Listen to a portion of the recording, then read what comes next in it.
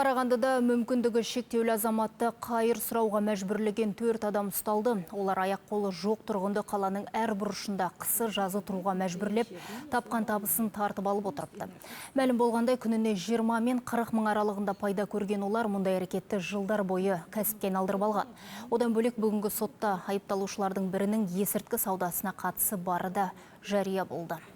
Жәбірленуші мен оның отбасына гуманитарлық көмек көрсетілуі керек, әрі жан-жақты қолдау білдіріп, құқықтық көмек беруді де ұйымдастыру аса қажет. Құжаттарды қалпына келтіру бойынша да тиісті шара қабылдаған жөн. Қоса кетейік, бұған дейін әлеуметтік желіде аталған жайтқа қатысты қауесет тарап үлгерген еді. Тұрғындар таратқан ақпарда мүгедектігі бар азаматты біреулер өлтіріп кетті делінген. Сот отырысында мұның шындыққа жанаспайтын айтылып, азаматтың тірі екені жарияланды.